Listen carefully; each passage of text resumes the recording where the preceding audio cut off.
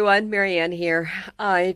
Today's a really heartbreaking day, and it's because one of the people that, for me, greatly influenced my life, both in the beginning, just intellectually, and toward the end, personally, Dr. Ervin Laszlo passed away.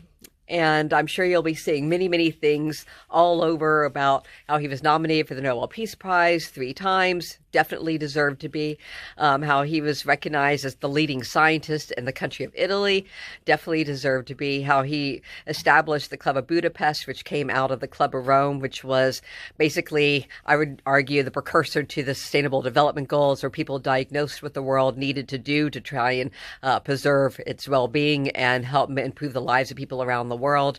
After the Club of Rome did that, nothing else was being done about it. And Ervin said, it's not enough that we diagnosed, we have to make a plan of action to try and make these things happen. And the answer to him was, well, great idea, you do it. And the European term club was not exclusivity, it was basically people getting together.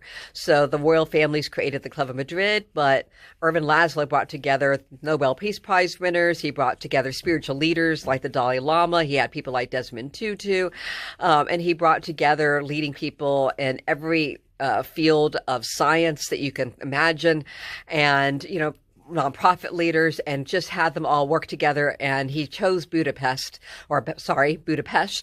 because it was a place where the city of Buda and the city of Pest had at one time not gotten along and were on either side of a river, and eventually got along so well they became one and built a bridge that basically linked their cities together, and they were able to evolve into even greater heights of civilization afterwards, becoming a symbol of what he believed humanity could do.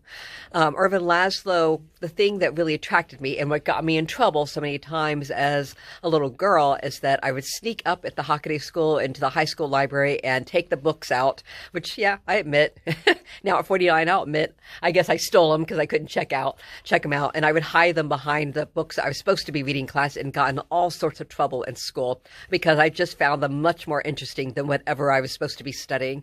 And the reason why I did is he saw the world as interconnected, and that really resonated with me. I really couldn't understand why we were learning about history separate from, sociology, separate from, the science of the environment. To me, it was all interconnected. And the only way to address the world's issues was to recognize that interconnection and to act upon strategies that would address that interconnection.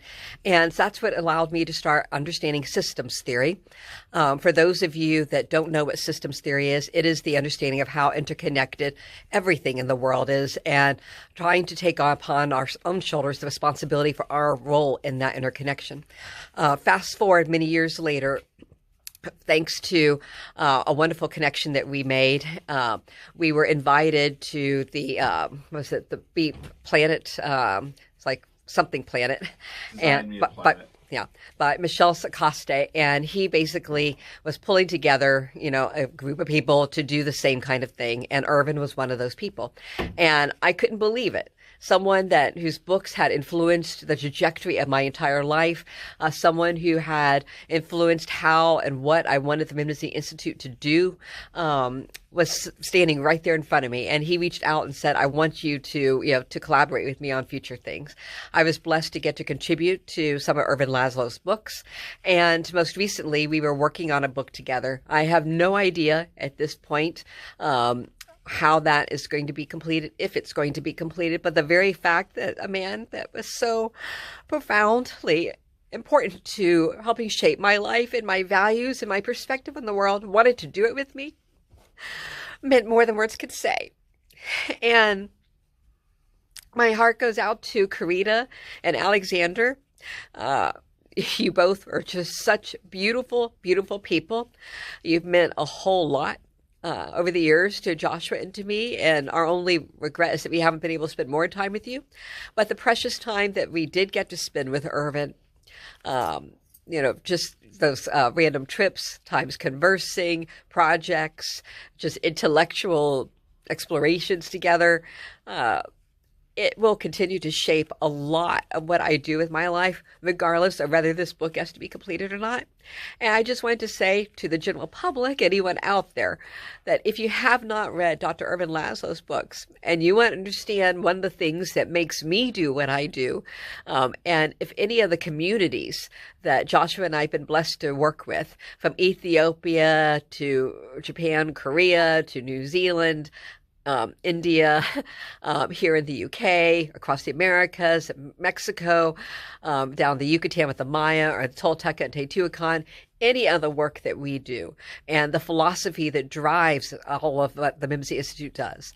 Please know that a lot of it began because a little girl got exposed to the work of Dr. Ervin Laszlo. And the same goes with UTF Holdings, the kind of plan of actions that I've been blessed to work with Clue and Gormo, and trying to address sustainable development goals, the things that attract us and drive us. So much of it also was influenced by Dr. Ervin Laszlo. Clue traveled out there with me. One of my trust trustees, Chase Robertson, traveled out there with me. This was just how much he meant to us and influenced so much of what Joshua and I do. And there aren't enough words to say, in my opinion, the kind of loss that the world has experienced today. You know, as I was saying with Joshua, sometimes it seems so cruel that the people with the most compassionate hearts and the most brilliant minds, truly genius level minds, and who have an understanding of the world should be so strapped by finance, which was the only thing that kind of held Ervin back. And yet, I really encourage all of the next gens that I've been blessed to be beside those of you that I spoke with at the House of Lords. I really encourage those of you that, you know, that came from the different universities, that participated in that. You know, those of you that have been at other universities that we worked with in the past, other institutions, all of you that have resonated with the work that Joshua and I have done in the world, please, please, please do look up the work of Dr. Ervin Laszlo. He is so relevant that the most heartbreaking thing in my mind right now is the fact that the world is only just now catching up to him. I mean, he was such a futurist, understood so much about the trajectory of what we were doing with economics and environment and society and its interconnection of all three. That, you know, what we are doing in the world, what could save us in so many capacities, would be more people, in my opinion, understanding the work of Dr. Ervin Laszlo. So please check him out.